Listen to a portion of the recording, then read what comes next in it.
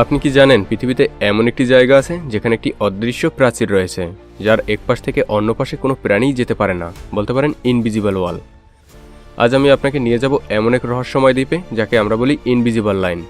এখানে প্রকৃতি নিজেই এঁকে দিয়েছে এক অদৃশ্য প্রাচীর, যা পৃথিবীর জীববৈচিত্র্যকে এক অদ্ভুত নিয়মে সাজিয়েছে, যার এক পাশ থেকে অন্য পাশে কোনো প্রাণীই যেতে পারে না। মাঝে শুধুমাত্র ৩৫ কিলোমিটারের দূরত্ব, তবু এমন কোনো প্রাণী নেই যারা এই দূরত্ব অতিক্রম করে এক পাশ থেকে অন্য পাশে যেতে পারে। কিন্তু প্রশ্ন হলো, এমনটা কেন হয় যেখানে পৃথিবীর হাজার হাজার কিলোমিটার পথ পাড়ি দিয়ে প্রাণীরা এক জায়গা থেকে অন্য জায়গায় যায়, আর এখানে শুধুমাত্র ৩৫ কিলোমিটার দূরত্ব, তবুও কেন যেতে পারে না? শুনতেই কেমন অবিশ্বাস্য লাগছে। এটি ইন্দোনেশিয়ার বালি ও লম্বক দ্বীপ।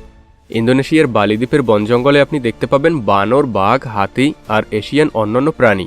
কিন্তু মাত্র কয়েক কিলোমিটার দূরে লম্বকের বন জঙ্গলে দেখতে পাবেন ক্যাঙ্গারু, কাকাতুয়া আর অস্ট্রেলিয়ান প্রজাতির প্রাণী। অদ্ভুত বিষয় হলো, দুই পাশের প্রাণী কখনোই একে অপরের দিকে যায় না। কিন্তু কেন?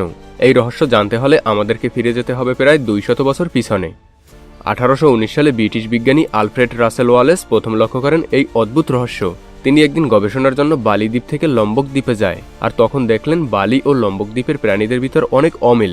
বালিতে রয়েছে বানর, বাঘ, হাতি, জেব্রা সদৃশ অনেক এশিয়ান প্রজাতির প্রাণী। অন্যদিকে লম্বকে দেখেন ক্যাঙ্গারু, কাকাতুয়া, অস্ট্রেলিয়ান প্রজাতির প্রাণী। বালি আর লম্বক একে অপরের কাছে থাকলেও প্রাণীজগৎ সম্পূর্ণ আলাদা।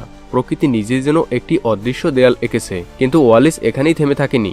ওয়ালিস দুই দ্বীপেরই পোকামাকড় আলাদা আলাদা করে সংগ্রহ করতে লাগলো এবং খুব যত্ন সহকারে পর্যবেক্ষণ করতে শুরু করলো। পর্যবেক্ষণ করতে ওয়ালিসের প্রায় কয়েক মাস সময় কেটে যায়, কিন্তু ওয়ালিস সেই জঙ্গলেই থেকে যায় এই রহস্য উন্মোচন করার জন্য।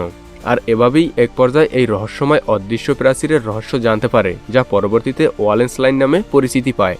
ওয়ালিস ব্যাখ্যা করেন, কোটি কোটি বছর আগে ইন্দোনেশিয়ার বালি ও লম্বক দ্বীপ দুটি আলাদা ভূখণ্ড ছিল, যেখানে বালি দ্বীপ ছিল এশিয়া মহাদেশীয় ও লম্বক দ্বীপ ছিল অস্ট্রেলিয়ান মহাদেশীয়। কিন্তু সমুদ্রের পানি যখন বাড়তে শুরু করে, তখন টেকটনিক প্লেটের অবস্থান পরিবর্তন হতে থাকে, আর এই দুই মহাদেশ ভেঙে গিয়ে আলাদা হয়ে যায়। তখন এই দুই দ্বীপে থাকা প্রাণীরা আটকা পড়ে যায়, যার কারণে এক পাশ থেকে অন্য পাশে কোনো প্রাণীই যেতে পারে না। তাছাড়া দুই মহাদেশের টেকটনিক প্লেট ভেঙে গিয়ে সমুদ্রপথ এতটাই গভীর হয় যে কোনো স্থলপ্রাণী কখনোই এই সমুদ্র পাড়ি দিয়ে দুই দ্বীপের মধ্যে পার হতে পারে না। ফলে বালিতে এশিয়ার প্রাণী, লম্বকে অস্ট্রেলিয়ার প্রাণীদের বসবাস।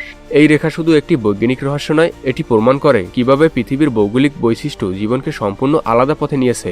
স্থানীয়রা এই রেখাকে এখনো অদৃশ্য এবং অভিশপ্ত মনে করেন, কারণ তাদের বিশ্বাস রাতের আধারে সমুদ্রপথের স্রোত আচমকা পরিবর্তিত হয় এবং হঠাৎ স্রোতের গতি বেড়ে যায়। জেলেরা বলেন, যারা এই ইনভিজিবল লাইনের কাছাকাছি যায় তারা এক অদ্ভুত শক্তির ছায়া অনুভব করে। এটি কোনো কল্পনা নয়। স্থানীয়দের অভিজ্ঞতা বলে, এই রেখার এক পাশে থাকা প্রাণী আরেক পাশে কখনোই পা রাখতে চায় না। কিন্তু তারপরও প্রশ্ন থেকেই যায়, এই সামান্য ৩৫ কিলোমিটার দূরত্ব অতিক্রম করা কোনো প্রাণীরই অসম্ভব কিছু নয়। তারপরও কেন যায় না? শুধুই কি দুই মহাদেশের আবহাওয়ার প্রভাবে, নাকি অন্য কোনো কারণ রয়েছে? আপনার কি মনে হয়, এটা শুধু আবহাওয়ার কারণেই হয়, নাকি অন্য কোনো রহস্য রয়েছে? অবশ্যই কমেন্টে জানাবেন। তাছাড়া এমন অজানা রহস্য জানতে আমাদের চ্যানেলকে সাবস্ক্রাইব করে সাথেই থাকুন এবং ভিডিওটি শেয়ার করে দিন, যাতে অন্যরাও এই রহস্য জানতে পারে।